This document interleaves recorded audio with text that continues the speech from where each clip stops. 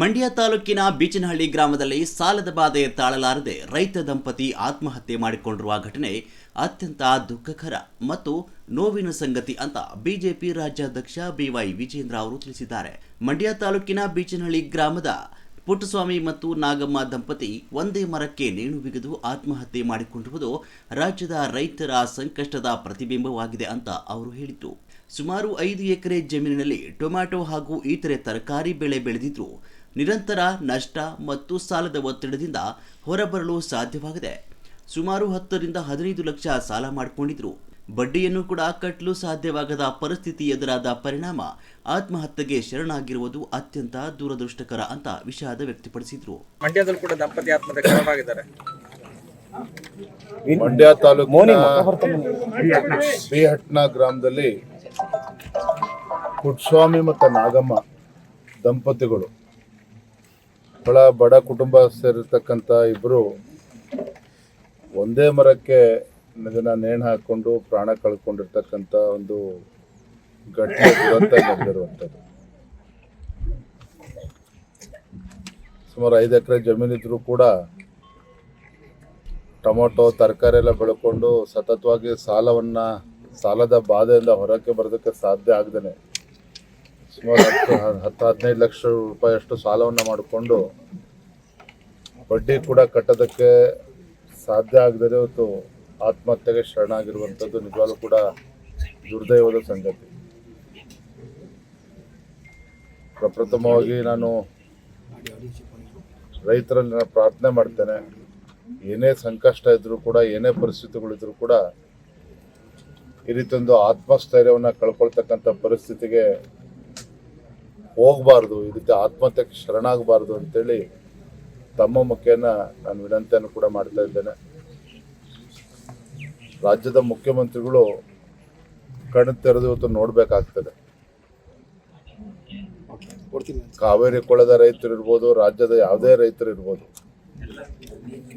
ಬಿತ್ತನೆ ಮಾಡಬೇಡಿ, ಬೆಳೆ ಬೆಳಿಬೇಡಿ ಅಂಥೇಳಿ ಉಪದೇಶ ಕೊಡೋದಕ್ಕಿಂತ ಹೆಚ್ಚಾಗಿ ಈ ನಾಡಿನ ದೊರೆಗಳು ರೈತರಿಗೆ ಒಂದು ಆತ್ಮಸ್ಥೈರ್ಯವನ್ನು ತುಂಬುವಂಥ ಕೆಲಸ ಅವ್ರು ಮಾಡಬೇಕಾಗ್ತದೆ.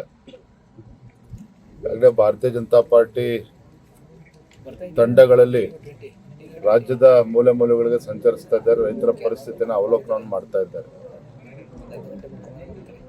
ರೈತರು ಬಹಳನೇ ಸಂಕಷ್ಟದಲ್ಲಿದ್ದಾರೆ. ಮಳೆ ಇಲ್ದೇನೆ ಭೀಕರ ಬರ ಎದುರಿಸ್ತಕ್ಕಂಥ ಸಂದರ್ಭದಲ್ಲಿ ತತ್ಕ್ಷಣ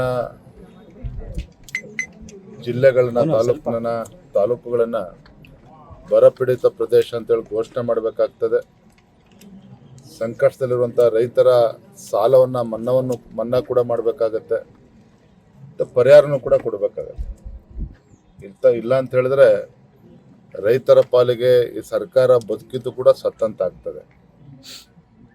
ಹಾಗಾಗಿ ಇನ್ನೂ ಕೂಡ ತಡ ಮಾಡ್ದೇನೆ ತತ್ಕ್ಷಣ ರಾಜ್ಯ ಸರ್ಕಾರ ಎಚ್ಚೆತ್ತುಕೊಳ್ಬೇಕಾಗ್ತದೆ. ಮುಖ್ಯಮಂತ್ರಿಗಳು ಎಚ್ಚೆತ್ತುಕೊಂಡು ರೈತರಿಗೆ ಸ್ಪಂದನೆ ಮಾಡಬೇಕು, ಅವರ ಸಂಕಷ್ಟಕ್ಕೆ ಸ್ಪಂದನೆ ಮಾಡಬೇಕು ಅಂತೇಳಿ ತಮ್ಮ ಮುಖ್ಯ ನಾನು ಆಗ್ರಹಪಡಿಸ್ತಾ ಇದ್ದೇನೆ. ಸಚಿವ ಸಂಪುಟದ ಬಗ್ಗೆ ತಲೆ ಕೆಡಿಸ್ಕೊಂಡಷ್ಟು ಬರ ಪರಿಹಾರ ಘೋಷಣೆ ಬಗ್ಗೆ ತಲೆ ಕೆಡಿಸ್ಕೊಂಡಿಲ್ಲ. 4 ದಿನಗಳಾದ್ರೂ ಡೆಲ್ಲಿ ಪ್ರವಾಸ ರಾಜ್ಯಗಳಿಗೆ ಭೇಟಿ ಕೊಡುತ್ತಲ್ಲ ಅಂತ ಇಲ್ಲಿ ನಾನು ಇನ್ನೇನು ಹೆಚ್ಚು ಮಾತನಾಡೋದಕ್ಕೆ ಇಚ್ಛೆ ಪಡೋದಿಲ್ಲ. ನಾನು ಮತ್ತೆ ಹೇಳುವಂಥದ್ದು, ರಾಜ್ಯದ ಮುಖ್ಯಮಂತ್ರಿಗಳು ತಮ್ಮ ಮುಖ್ಯಮಂತ್ರಿ ಕುರ್ಚಿಯನ್ನು ಉಳಿಸ್ಕೊಳ್ಳೋದಕ್ಕೆ ಎಷ್ಟು ತಲೆ ಕೆಡಿಸ್ಕೊಳ್ತಾರೋ ರೈತರ ಬಗ್ಗೆನೂ ಕೂಡ ಅಷ್ಟೇ ತಲೆ ಕೆಡಿಸ್ಕೊಳ್ತಾರೆ. ಆ ವಿನಂತಿಯನ್ನು ಮತ್ತೆ ಮಾಡ್ತಾರೆ. ಸರ್, ಈಗ ಕಾವೇರಿ ವಿಚಾರದಲ್ಲೂ ಕೂಡ ಸರ್ವಪಕ್ಷದ ಸಭೆ ಕರೆದು ನಂತರ ನೀರನ್ನ ಬಿಡಬೇಕು ಬಿಡಬಾರ್ದು ಅನ್ನೋದ್ರ ಬಗ್ಗೆ ಮಾತನಾಡ್ತಾರೆ. ಸರ್ವಪಕ್ಷ ಸಭೆ ಕರೆದು ಕಪಟ ನಾಟಕ ಆಡುವಂತಹ ಪ್ರಶ್ನೆ ಮಾಡಬಾರ್ದು ಮುಖ್ಯಮಂತ್ರಿಗಳು. ಏನು ಸರ್ವಪಕ್ಷ ಸಭೆ ಕರೆದು ಚರ್ಚೆ ಮಾಡ್ತಾರೆ? ತಮಿಳುನಾಡು ಕೇಳೋ ಮುಂಚಿತವಾಗಿ 3.5 TMCನ ಜೂನಲ್ಲೇ ಬಿಟ್ಬಿಟ್ಟು ರೈತರುಗಳಿಗೆ ಕಾವೇರಿ ಕೊಳ್ಳದ ರೈತರು ನೀವು ಯಾರು ಕೂಡ ಬಿತ್ತನೆ ಮಾಡಬೇಡಿ, ಭೀಕರ ಬರ ಎದುರಿಸ್ತಾ ಇದ್ದಾರೆ, ಪ್ರಧಾನಮಂತ್ರಿಗಳು ಹೇಳಿದ್ದಾರೆ ಅಂತೇಳಿ ಕಥೆ ಹೇಳ್ಬಿಟ್ಟು ಆಯ್ತು, ಬರ ಇದೆ ಅಂತ ಪರಿಸ್ಥಿತಿ ಇದೆ ಅಂತೇಳಿ ಗೊತ್ತಿದ್ದು ಕೂಡ ಅದೇ ರೀತಿ ರಾಜ್ಯ ಸರ್ಕಾರದ ಏನು ತಯಾರಿದೆ ಇವತ್ತಾಗಾದ್ರೆ? ಕೇವಲ ಬೆಂಗಳೂರಿನಲ್ಲಿ ಕೂತ್ಕೊಂಡು AC ರೂಮಲ್ಲಿ ಕೂತ್ಕೊಂಡು ಚರ್ಚೆ ಮಾಡಿಬಿಟ್ರೆ ರೈತರ ಸಮಸ್ಯೆ ಬಗೆಹರಿಯೋಕ್ಕೆ ಸಾಧ್ಯನಾ? ಬೆಂಗಳೂರಲ್ಲಿ IAS ಆಫೀಸರ್ಸ್ಗಳ ಜೊತೆಲಿ AC ರೂಮಲ್ಲಿ ಕೂತ್ಕೊಂಡು ಅಥವಾ ವಿಡಿಯೋ ಕಾನ್ಫರೆನ್ಸ್ ಮಾಡಿಬಿಟ್ರೆ ರೈತರು ನೋಡಿ ಇವತ್ತು ಏನು ಘಟನೆ ಆಗಿದೆ. ಇವತ್ತು ಇಲ್ಲಿ ಇಬ್ಬರು ದಂಪತಿಗಳು ಆತ್ಮಹತ್ಯೆ ಮಾಡ್ಕೊಂಡಿದ್ದಾರೆ ಅಂತ ಹೇಳಿದ್ರೆ ಯಾರು ಜವಾಬ್ದಾರಿ? ಹಾಗಾದ್ರೆ ರೈತರಿಗೆ ಧೈರ್ಯ ಹೇಳ್ಬೇಕಾಗ್ತದೆ, ಸಮಸ್ಯೆಗೆ ಸ್ಪಂದನೆ ಮಾಡಬೇಕಾಗ್ತದೆ. ತಿಂಗಳಲ್ಲಿ 10 ದಿನ ಡೆಲ್ಲಿಗೆ ಹೋಗಿ ಕೂತ್ಕೊಂಡ್ರೆ ರೈತರ ಸಮಸ್ಯೆನ ಯಾರು ಕೇಳಬೇಕಾಗಾದ್ರೆ?